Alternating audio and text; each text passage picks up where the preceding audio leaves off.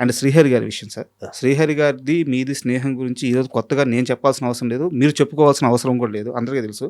అయితే ఇక్కడ నా క్వెషన్ ఏంటంటే, శాంతి గారు ఇంటర్వ్యూకి వచ్చినప్పుడు ఒక మాట అన్నారు. ఆయన చనిపోవడానికి కారణం ఆయన స్నేహితులే. ఆయనకి స్వతహాగా జాగ్రత్త ఉండదు. అలాంటి మనిషిని జాగ్రత్తగా ఉండమని స్నేహితులు చెప్పలేదు. నాకు తెలిసినంత వరకు మీలాంటి వాళ్ళు ఉన్నారు. ఆయన మంచి కోరుకునే స్నేహితులు కొంతమంది ఉన్నారు. ఇప్పుడు మీరు చాలాసార్లు చెప్పారు చూపించుకోమని చెప్పి, ముందు మానేయమని చెప్పేసి ఇట్లా. అండ్ అలాగే ఒక డైరెక్టర్ని నేను ఈ మధ్య ఇంటర్వ్యూ చేశాను. ఆయన ఏం చెప్పారంటే, కృష్ణరాజు గారు జాండీస్కి ముందిస్తారు, ఆయన దగ్గరికి వెళ్ళి తీసుకోమని చెప్పాను అని చెప్పారు. ఇలా మీరు మంచి చెప్పే వాళ్ళందరూ చెప్తూ వచ్చారు. కానీ ఆయనతో కూర్చొని తాగడము, ఆయన చేత తాపించడం, దీన్ని మాత్రమే ఎంజాయ్గా చూస్తే కొంతమంది బ్యాడ్ స్నేహితుల వల్లే ఆయన జాగ్రత్త తీసుకోలేక చనిపోయిన శాంతి గారు అన్నారు. నిజమా ఇది? ఫ్రెండ్స్ వాళ్ళంటే నేను నమ్మనండి. అతనికి ఒక్కళ్ళు ఇద్దరు ఫ్రెండ్స్ కాదు. పైగా మందు అంటారా, మా ఎంటైర్ కెరీర్లో మీ ఇద్దరం కలిసి ఒక 5 సార్లు తగ్గుంటాం సార్. శ్రీహరి నేను పాన్ పరాకు మానేమనేవాడిని. ఓకే. బాబా వద్దురా పాన్ పరాకు అనేవాడిని. తప్పితే సార్ ఒక స్టార్ అండి శ్రీహరి. అయ్యో, అతనికి తెలీదా పాన్ పరాకు తినాలా? తనుకున్న ప్రెజరు, తనుకున్న టెన్షన్ తనకు ఉండొచ్చేమో సార్. కదా. మనం నన్ను సిగరెట్లు చాలాసార్లు మానేమన్నారు కదా. ఎవరు మానమంటే మానాలన్నది ఫిక్స్ అయింది, మానేసాను. తప్పితే నేను విపరీతం కలిసేవాను 25 ఏళ్ళ క్రితం. 25 ఏళ్ళు నేను మానేసినాను. అది ఇంకొక విషయం, నాకు భరణి ఒకసారి చెప్పిన మాట ఎప్పుడు గుర్తొస్తుంది. ఎదుటి వ్యక్తి వ్యసనాలను మనం ఏలి పెట్టి చూపించామా, ఆ వ్యక్తి మనం దూరంగా పెట్టేస్తాడు. ఓకే. మనం నచ్చం. ఒక వ్యక్తి ఒక వ్యసనం ఉంటే అతనే దెబ్బతిని అతనే మానేయాలి. లేకపోతే ఇంట్లో పిల్లలు చెప్పాలి, లేకపోతే పిల్లలు చెప్పాలి, తల్లిదండ్రులు చెప్పాలి, గురువులు చెప్పాలి. తప్పితే ఒక స్నేహితుడు అతను ఎత్తి చూపాడుగా, ముందు అతను మానేరంటే ఆడు మందు కొట్టాడు మనం పిలవడం. మరి మీరెందుకు మానేశారు? ఒక్క మాటతో, ఒక్క ఒట్టుతో? హెచ్చే అంతకుముందు కొన్ని 100 ఓట్లు అయినాయి. భలేవారు మీరు మరీ మంచోళ్ళ ప్రొజెక్ట్ చేయకండి. మరి చిరంజీవి గారికి మాట ఇచ్చిన తర్వాతే కదండి. అదే అంటే అక్కడికి పీక్ వెళ్ళిపోయింది అనమాట. అంతకుముందు మా అందరం మీద మా శ్రీకాంత్ అది ఎన్ని జరిగాకనో ఇది అయ్యింది. ఫైనల్గా ఇంకా చాలు అనుకున్న టైంలో ఆయన చేతిలో కొట్టేయడం కూడా మానేసాను. అప్పుడు నాకు ఏమన్నా సరే నాకు కోపం వచ్చేది. అవును. సో మనం శ్రీహరి గారి గురించి మాట్లాడుకుంటున్నాం. సో ఆయన చనిపోవడానికి ప్రధానమైన కారణం ఏంటి అంటే, ఇప్పటికీ కూడా చాలా ఉన్నాయి సార్. అంటే డాక్టర్లు సరిగ్గా ట్రీట్మెంట్ అంటున్నారు. నాకు తెలియదమ్మా నిజంగా. అది నాకు సడన్ సర్ప్రైజ్ ఇది. కానీ అప్పటికే చిక్కుపోయాడు మనిషి. శాంతి పువ్వులో పెట్టుకుని చూసుకుంటుంది మరి తన్ని. అసలు అంటే హెల్త్ నెగ్లెక్ట్ చేశాడా? హెల్త్ నెగ్లెక్ట్ బాంబే నుంచో ఢిల్లీ నుంచి వచ్చాడు అప్పుడు సార్. అక్కడ ఉన్నాడు. హెల్త్ నెగ్లెక్ట్ చేశాడా? పెద్ద ఎంత పర్సనాలిటీ అసలు. కండలు తిరిగి అసలు నేను ఎక్స్పెక్ట్ చేయలేదు. అది నేను ఎక్స్పెక్ట్ చేయలేదు.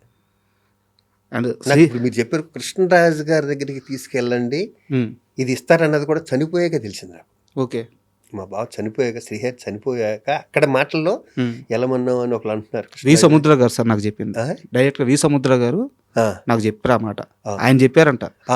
సముద్ర డెఫినెట్గా చెప్పారు. సముద్ర క్లోజ్ కొంచెం. ఎంతమందికి డైరెక్టర్కి లైఫ్ ఇచ్చాడో. అండ్ మీరు ఒక ఇంటర్వ్యూలో మాట్లాడుతూ, శ్రీహరిని వాడినట్టు నేను ఎవరిని వాడలేదు, బావ రారా ఒక వీళ్ళకి ఒక 50,000 కావాలంటే రాసి ఇచ్చేసేవాడు అని చెప్పారన్నమాట. శ్రీహరినే కాదు, నా ఫ్రెండ్స్ అందరినీ నేను ఇస్తూ, నా ఫ్రెండ్స్ గ్యాంగ్ ఉంటుంది సార్, అందరినీ మొత్తం. ఇప్పుడు ఈసీ మీటింగ్కి ఒకసారి బావ రారా అంటే షూటింగ్ రా ఒకసారి వచ్చి వెళ్ళిపోరా అన్న. ఏంటంటే 2 వ్యక్తులు గుంట్లో బాలే. మాలో బిజీ ఎవరు, మాలో ఎక్కువ తీసుకునేది ఎవరు అంటే శ్రీహరే. శ్రీహరే ఎక్కువ తీసుకునేవాడు. అందుకే బావ రే ఈడుకో 25,000 రా, ఈడుకో 25,000 రా, రే దీనికి ఇంటికి వచ్చి తీసుకెళ్ళవచ్చు కదరా నన్ను ఇప్పుడు ఈసీ మీటింగ్ పెట్టి షూటింగ్లో అనేవాడు పాపం తన్ని బాగా. నేనంటే కాదండి, నేనంటే న్యాచురల్ కాదండి అసలు. అవునవును. అండ్ కోట గారి విషయానికి వస్తే సార్, కోట గారు చాలా బాధపడుతూ, మీరు ఒక పొజిషన్లో ఉన్నారు, మీకు ఒక లెటర్ రాస్తే మీరు అంతే స్థాయిలో ఆయనకి, అంటే అది భీమవరం సెటైర్ ఏమో నాకు తెలియదు, అది నువ్వు ముందు సరే ఏం జరిగిందో మీరు చెప్పండి. ప్రెసిడెంట్ అయ్యా, ప్రమాణ స్వీకారం చేసి ఇటు లెటర్ ఉంది అక్కడ. ఫస్ట్ లెటరే ప్రతి ఆఫీస్ సార్ లెటర్ కోటగారు రాశారంటే చదివాను. గౌరవనీయులు అదే దెబ్బ కొట్టింది ఫస్టే నన్ను. మన ప్రెసిడెంటే తను ఒక విధంగా పిలుస్తాడు కదా నన్ను, ఎరా శివ అనేది పిలుస్తాడు కదా ఇక్కడ గౌరవనీయులైన ప్రెసిడెంట్ శివాజీ రాజా గారికి, అయ్యా పరభాష అన్నట్లు వచ్చి మా మీద ఇక్కడ ఎక్కి తొక్కేస్తుంటే మీరు ఏంటి కాదు, గంట కూడా అవ్వలేదు నేను అయ్యి వచ్చి పరనట్లు వచ్చి తమిళ నుంచి అక్కడి నుంచి ఎక్కించి వచ్చేస్తానంటే నేను, అయ్యా ప్రముఖ నటులు కోటా శ్రీనివాసరావు గారికి హృదయపూర్వక నమస్కరిస్తూ, శివాజీ రాజా వ్రాయినది మీరు కూడా తమిళ్లోను కన్నడలోను మానేస్తే వాళ్ళు కూడా మనం చూద్దాం సార్, ముందు మీరు అది మానేయండి అన్నాను. ఫోన్ చేశాడు, నేను ఇది ఎక్స్పెక్ట్ చేయలేదురా, ఎక్స్పెక్ట్ చేస్తుంటే నీకు లెటర్ రాసేవాని కాదు అన్నాడు. మనం వెళ్ళి ఆ లాంగ్వేజ్లో ఇప్పుడు లేదమ్మా, అది ఆ లాంగ్వేజ్ ఈ లాంగ్వేజ్ ఉన్నప్పుడు లేదు. మన వాళ్ళు హ్యాపీగా హిందీలో చేస్తున్నారు, మలయాళం కన్నడ బెంగాల్ అన్ని సినిమాలు చేస్తారు మన వాళ్ళు వచ్చేస్తున్నారు. ఇప్పుడు దీన్ని ఎవరు ఏం చేయలేరు. ఇప్పుడు తెలుగు ఇండస్ట్రీ అనేది ఇండియాలో నెంబర్ 1 పొజిషన్లో ఉంది అంటే హిందీ వాళ్ళు రావాలి, అందరు రావాలిగా, అంతే. దీన్ని ఇప్పుడు అసలు ఆ టాపిక్ మాట్లాడకూడదు కూడా ఇప్పుడు మనం. అండ్ మీరు ఇందాక మాట్లాడుతూ తెలంగాణ శకుంతల గారి గురించి చెప్పారనమాట. అదే వీళ్ళు ముగ్గురు చెప్పినట్టే ఆవిడ బ్యాంకాక్ వెళ్ళింది షూటింగ్. బ్యాంకాక్ షూటింగ్ వెళ్ళాక ఆవిడకి హార్ట్ అటాక్ వచ్చింది. డబ్బుల్లో చిన్న ప్రొడక్షన్, హాస్పిటల్లో ఉంది. నాకు అంతంత మాత్రం ఇంగ్లీషు, వాళ్ళకి అసలు ఇంగ్లీషే రాదు అక్కడ. ఆ బ్యాంకాక్ ఆ డాక్టర్స్కి వాళ్ళకి వెళ్ళిను.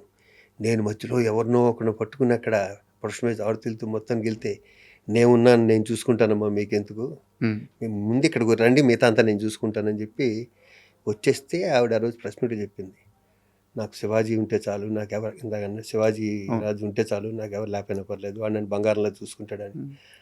ఆవిడ చనిపోయాక ఆవిడని ఐస్ పెట్టి తీసుకొస్తాను కదా, దాని మీద శివాజీ అని ఉంది.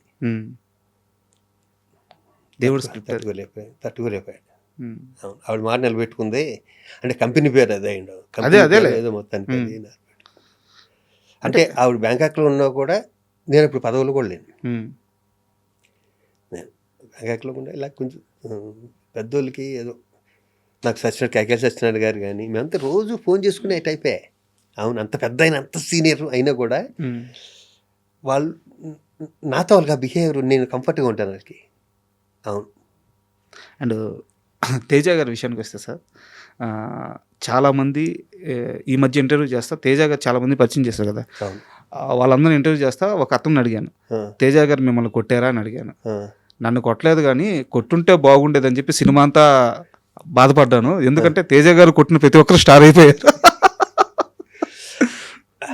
ఎందుకంటే తేజ గారితో మీకున్న అసోసియేషన్ ప్రత్యేకంగా చెప్పాల్సిన అవసరం లేదు. నాకు చాలా ఇష్టం తేజ అంటే. తేజకి నేనంటే, తేజని నేను ఇష్టపడే కన్నా నన్ను ఎక్కువ తేజ ఇష్టపడతాను. ఎందుకంటే ఎవరో ఒకరు సబ్జెక్ట్ చెప్పడానికి వెళ్ళి ఇలా షూటింగ్ చేస్తున్నారు, ఈ క్యారెక్టర్ శివాజీరాజు ఏం సరే, అతని సినిమాలే కాదు, అతని దగ్గరికి ఎవరో సబ్జెక్ట్ చెప్పడానికి వెళ్తే మొన్న ఈ మధ్య జరిగింది. నేనంటే అంత ఇష్టం, చాలా ఇష్టం. అంటే కొడతాడు అంటే కొట్టడు కానీ సడన్గా కోపం వస్తుంది. అది ఎందుకు వస్తుందో తనకు కూడా అర్థం కాదు, వచ్చేస్తుంది, టక్కన వస్తుంది కోపం. వచ్చి ఒక 10 నిమిషాలు కొంచెం పిన్ డ్రాప్ సైలెంట్గా ఉంటే మళ్ళీ మామూలుగా మళ్ళీ షూటింగ్ మామూలుగా జరుగుతుంది. భరణి అన్న నేనన్నా చాలా ఇష్టం, మేము ఇద్దరం చాలా క్లోజ్గా.